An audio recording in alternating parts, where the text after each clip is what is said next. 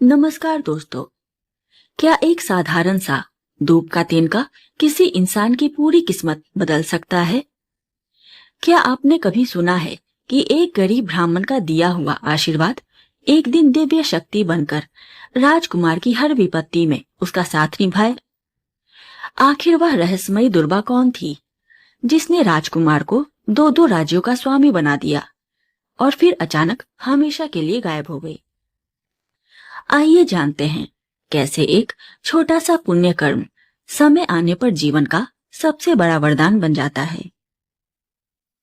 एक राजा हर दिन अपने कुल पुरोहित को 100 स्वर्ण मुद्राएं दान के रूप में देता था। उसके राज्य में एक गरीब ब्राह्मण भी रहता था। उस ब्राह्मण की पत्नी ने उससे कहा, यहाँ के राजा बड़े दानी हैं। वह अपने कुल पुरोहित को हर दिन 100 स्वर्ण मुद्राएं देते हैं। तुम भी राजा के पास जाओ, वह तुम्हें भी कुछ न कुछ अवश्य दान देंगे। उसने ब्राह्मण को पीली पिठाई और एक दूब का तिनका देकर विदा किया। वह ब्राह्मण राजा के पास पहुंच गया। उसने राजा के मस्तक पर पिठाई लगाई और सिर पर दूब का तिनका रख दिया।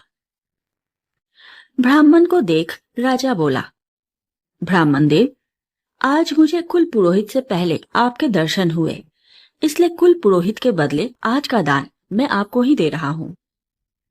राजा ने ब्राह्मण को स्वर्ण मुद्राएं दान कर दी।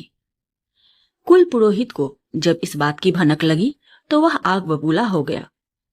उसने राजा को डराया, जो राजा कुल पुरोहित को छोड़कर दूसरे ब्राह्मण को दान करता है वह नरक का भागी बनता है। राजा ने डरकर ब्राह्मण से दान की गई 100 स्वर्ण मुद्राएं वापस मांग ली। गरीब ब्राह्मण रोने लगा।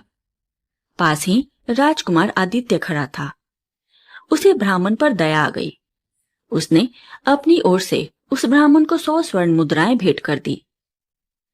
कुल पुरोहित को जब इस बात का पता चला तो वह सोचने लगा, राजा के मरने के बाद राजकुमार मुझे बेदखल कर सकता है, इसलिए इसे राज्य से बाहर निकाल देना हितकर रहेगा। कुल पुरोहित ने राजा को फुसलाकर राजद्रोह के आरोप में राजकुमार का राज्य से निकाला करवा दिया। राजकुमार ने जाते समय अपने पिता के पैर छुए। जैसे ही राजा ने आदित्य को ऊपर उठाया, राजा के सिर पर रखा दूब का तिनका जो गरीब ब्राह्मण ने दिया था गिर गया। कुछ देर बाद वह तिनका एक सुंदर कन्या के रूप में बदल गया। वह कन्या राजकुमार से बोली, मैं तुम्हारे साथ साथ रहना चाहती हूँ। मैं तुम्हारी विपत्ति में सहायता करूंगी। मेरा नाम दुर्बा है। राजकुमार और दुर्बा साथ साथ चल पड़े। रास्ते में उन्होंने देखा कई चूहों को एक सांप मारकर खा रहा है। दुर्बा के कहने पर राजकुमार ने सांप को मार डाला। यह देखकर चूहे प्रसन्न हुए। उन्होंने राजकुमार और दुर्बा से कहा, तुम लोगों ने हमें दुष्ट सांप से बचाया, इसलिए जब भी हमारी आवश्यकता होगी तो हमें याद कर लेना, हम आ जाएंगे। वे आगे चले गए। रास्ते में उन्हें एक अजगर दिखाई दिया। वह सांपों को मारकर खा रहा था। दुर्बा और राजकुमार ने अजगर को मारकर सांपों की रक्षा की। सांपों ने राजकुमार और दुर्बा को विपत्ति में सहायता करने का वचन दिया। राजकुमार और दुर्बा आगे चलते गए। चलते चलते वे एक राजा के महल में पहुंच गए। दुर्बा ने वहां के राजा से कहा, जिस कार्य को कोई नहीं कर सकता उस कठिन कार्य को मेरे पति कर सकते हैं। यह सुनकर राजा ने राजकुमार को दरबार में नियुक्त कर दिया। उसकी नियुक्ति से राजा के वजीर को ईर्ष्या हुई। एक दिन राजा और वजीर नदी के किनारे घूमने गए। वहां नदी में एक मछली उछल रही थी। वजीर ने राजा से कहा, महाराज, मछली का इस प्रकार उछलना बहुत बड़ा अपशकुन है। इससे बचने के लिए आपको महारानी द्वारा दी गई अंगूठी नदी में डालनी होगी। राजा ने वह अंगूठी नदी में डाल दी। राज दरबार में पहुंचकर वजीर ने महारानी को फुसलाया। राजा द्वारा नदी में डाली गई अंगूठी वह वापस मंगवाए। इस कार्य में आदित्य की मदद ली जाए। दूसरे दिन राजा ने आदित्य को नदी से अंगूठी वापस लाने का आदेश दिया, नहीं तो उसे अब तक दी गई धनराशि वापस करनी होगी। शाम को घर पहुंचकर आदित्य ने दुर्बा को सारी बातें बताई। दुर्बा ने उन चूहों को याद किया जिन्हें उन्होंने सांप से बचाया था। उसके कहने पर सभी चूहे मछली वाली नदी की तलहटी में पहुंच गए। उन्होंने वहां बिल बनाकर नदी की दिशा बदल दी। अब ऐसा लग रहा था जैसे नदी का पानी सोख लिया गया हो। चूहों को वहां वह अंगूठी दिखाई दी। वे उस अंगूठी को लेकर राजकुमार आदित्य और दुर्वा के पास पहुंच गए। दूसरे दिन आदित्य ने राजदरबार खुलने पर वह अंगूठी राजा को सौंप दी। यह देखकर वजीर ईर्ष्या से जल भुन गया। उसने महारानी से कहा कि वह महाराज से नाग देश का पुष्पहार लाए। महारानी ने राजा से कहा, महाराज, मेरे पास श्रृंगार की सभी सामग्री है, किंतु आप जैसे पराक्रमी राजा की रानी होने के नाते मेरे गले में पुष्पहार नहीं है, इसलिए शीघ्र नाग देश से पुष्पहार लाकर मुझे दे दीजिए। राजा ने वजीर से पुष्पहार प्राप्त करने के बारे में राय ली। वजीर ने कहा, महाराज, आप इस काम के लिए आदित्य को आदेश दे दीजिए। दूसरे दिन राजा ने दरबार खुलते ही राजकुमार आदित्य को नाग देश से पुष्पहार लाने का आदेश दिया। आदित्य ने दुर्वा को यह बात बता दी। उन्होंने उन सांपों को याद किया जो उन्होंने अजगर से बचाए थे।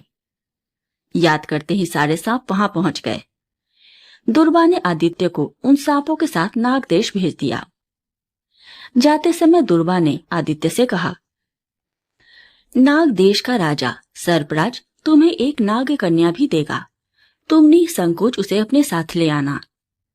नाग देश पहुंचकर सांपों ने आदित्य का परिचय सर्पराज से करवाया और यह भी बताया कि उसने अजगर से उनकी रक्षा की थी। सर्पराज बहुत प्रसन्न हुआ। उसने आदित्य को पुष्पहार के साथ ही अपनी कन्या भी दे दी।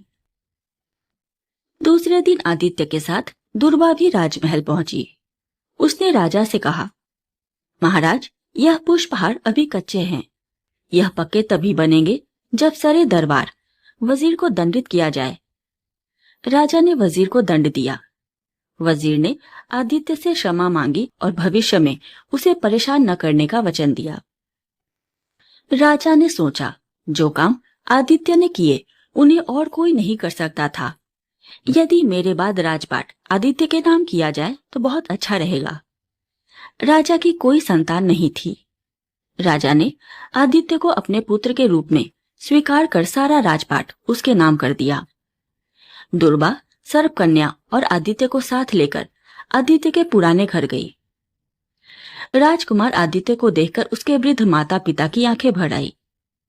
राजकुमार आदित्य को दोनों राज्यों का राजपाट मिल गया।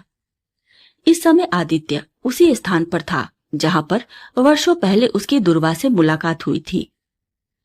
वह यादों में खोया ही था। अचानक उसका ध्यान दुर्वा की ओर गया। यह क्या? दुर्वा अदृश्य हो गई थी। जहां पर दुर्वा खड़ी हुई थी वहां पर धूप का एक तिनका दिखाई दिया। उससे आवाज आई, राजकुमार आदित्य, तुम्हारा और मेरा साथ यहीं तक था। सर्प कन्या से विवाह कर दोनों राज्यों का राजपाट अच्छी तरह से चलाना। राजकुमार दुर्वा को ढूंढता रहा लेकिन वह कहीं नहीं थी। राजकुमार आदित्य देर तक उस स्थान पर खड़ा रहा जहां अभी कुछ क्षण पहले दुर्वा थी। वहां अब केवल हरी भरी धूप का एक छोटा सा तिनका लहरा रहा था। उसकी आंखों से आंसू बह निकले। तब उसे समझ आया कि सच्चा उपकार कभी बदले की अपेक्षा नहीं करता। दुर्वा केवल उसके भाग्य को संवारने आई थी, अपना अधिकार जताने नहीं। कुछ समय बाद आदित्य ने सर्प कन्या से विवाह किया और दोनों राज्यों पर न्याय, धर्म और करुणा के साथ शासन किया। उसके राज्य में कोई भी भूखा या असहाय नहीं रहता था। लेकिन जब भी वह किसी मंदिर में धूप का तिनका देखता, उसकी आंखें नम हो जाती। उसे याद आ जाता कि जीवन में सबसे बड़ी शक्ति धन या बल नहीं, बल्कि निस्वार्थ सहायता, सद्कर्म और ईश्वर की कृपा होती है। कहानी हमें यही शिक्षा देती है कि सच्चे मन से किया गया एक छोटा सा शुभ कर्म भी समय आने पर हमारे जीवन का सबसे बड़ा सहारा बन जाता है। इसलिए कभी भी किसी जरूरतमंद की सहायता करने से पीछे न हटे, क्योंकि कौन सा पुण्य किस रूप में लौट कर आएगा यह कोई नहीं जानता। अगर आपको यह प्रेरणादायक कथा पसंद आई हो तो वीडियो को लाइक करें, चैनल को सब्सक्राइब करें और ऐसी ही रोचक शिक्षाप्रद और आध्यात्मिक कहानियों के लिए हमारे साथ जुड़े रहें। मिलते हैं अगली कथा में, तब तक के लिए धन्यवाद।